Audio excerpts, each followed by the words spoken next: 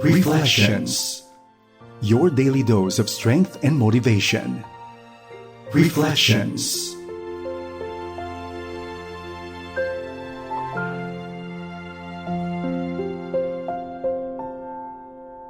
Isang mapagpalang araw po sa inyo mga kaibigan at kapatid sa pananampalataya. Salamat po sa inyong pagsama sa akin dito sa programang Reflection sa FEBC Radio TV. Ako po si Ruth Larama Dizon at ako po'y nagagalak na tayo magkasamang muli upang magbulay-bulay sa salita ng Diyos na ating pong matatagpuan sa Psalm 91 verses 1 and 2. Psalm 91 verses 1 and 2.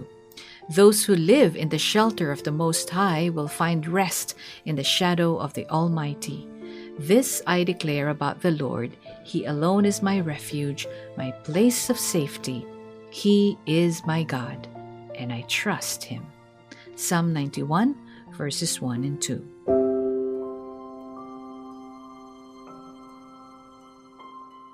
Kung kaka-join nyo lang po sa amin, welcome po sa ating programang Reflection sa FEBC, Radio TV at sa araw pong ito, ang ating pagbubulay-bulay ay mula sa Psalm 91 verses 1 and 2. Those who live in the shelter of the Most High will find rest in the shadow of the Almighty. This I declare about the Lord. He alone is my refuge, my place of safety. He is my God, and I trust in Him.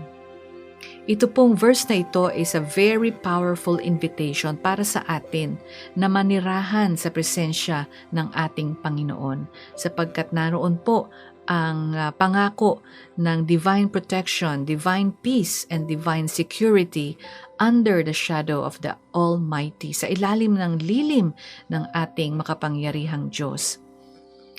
Ang ibig sabihin po rito ay isang pag-anyaya sa atin na manirahan, hindi lamang pagbisita sa presensya ng ating Panginoon. Madalas po tayo ay dumadalaw lang sa presensya ng Panginoon. Di po ba? Sabi po rito, those who live in the shelter of the Most High. Ibig sabihin, yung tayo'y nananahan sa bahay ng ating Panginoon. Madalas po sa atin ay hindi po tayo nagtatagal o nagbababad sa presensya ng Panginoon. Tayo'y dumadalaw lamang. We are not abiding in the presence of the Lord. Abiding here means making God our permanent home, that we trust Him as our refuge, and finding safety from life's challenges, life's difficulties, life's storms, rather than merely visiting Him in crisis. Minsan po, naaalala lamang natin ang ating Panginoon sa oras ng kagipitan, sa oras ng paghihirap, at hindi natin siya dinagawang tahanan. Siya ay dinadala o naaalala lamang natin kapag siya'y kailangan natin. Ngunit ang panawagan po sa atin ay manatili, mag-abide, tumira sa presensya ng ating Panginoon. Huwag po nating pabayaan na tayo ay pabisi-bisita lamang ng isang taon, once every year, or once every quarter sa presensya ng ating Panginoon. Ngunit dalawin po natin siya, gawin po natin permanente ang ating pakikiugnay sa Kanya. Sapagkat the Lord's presence is not just a place we go to in a crisis. We should dwell and make our shelter in the presence of the Almighty. Because when we rest in God's shadow, it implies na tayo'y malapit sa Kanya. Hindi po ba yung anino ay nagkakaroon lamang ng anino kapag yung tao ay malapit sa atin, ano? Hindi po ba? Kapag may anino tayo sa ating kasunod, ibig sabihin siya'y malapit lamang. And the shadow of the Almighty is just that it implies na tayo'y malapit sa ating Panginoon. He is close enough to protect us constantly. It is a place of intimacy. It is a place of refreshing. It is a place of safety. Not because the storms have stopped, but because we are protected in the storm. That's why we can confidently say that the Lord is our refuge, and our true security comes from our trust in God, even when life feels insecure. Kapatid, marahil sa araw na ito, sa oras na ito, sa ating mga naririnig, sa mga nangyayari sa buong mundo, tayo ay punong-puno ng kabalisahan at tayo ay walang kapayapaan sa ating puso. May the peace and armor and the protection of this promise encourage us deeply. that those who live in the shelter of the Most High will find rest in the shadow of the Almighty. This I declare about the Lord. He alone is my refuge, my place of safety. He is my God, and I trust Him. When you live under God's protection, we find a refuge that the world cannot offer. Knowing that the Most High God is our shelter allows us to face the day with calm and courage rather than fear. So, my friends, let us make the Lord our home and declare our trust in Him to experience this promised peace. Tayo po'y manalangin.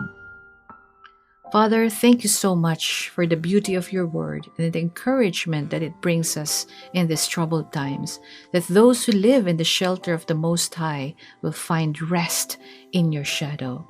So we can declare that you alone are our refuge. You alone are our place of safety. You are our God, and we trust you. Panginoon, marami po sa amin ang nagugulumihanan, marami po sa amin ang natatakot, marami po sa amin ang puno ng pagkabalisa sa nangyayari sa mundo ngayon, sa gyera, sa pagtaas ng presyo ng krudo at mga bilihin. Panginoon, marami po sa amin ang natatakot, nababalisa at nai-insecure. Pero Panginoon, tulungan mo kami to choose to make you our dwelling place today. Allow us, Lord, to focus on you and live in your presence, not just visit you when crisis comes, but to live and abide in your presence. Thank you, Lord, for you are our refuge and our fortress, and we trust you with our life and with our family's life. Help us, Lord, to remain in your presence and feel the comfort of your shadow over us. In Jesus' name we pray. Amen. Kapatid, anuman ang kinabukasan, anuman ang dalhin ng kasalukuyan, mananatiling tapat ang ating Panginoon. Siya ang ating kanlungan, kaya sa Kanya lamang tayo manahan. Ako po si Ruth Larama Dizon.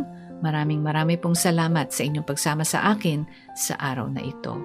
Remember that those who live in the shelter of the Most High will find rest in the shadow of the Almighty.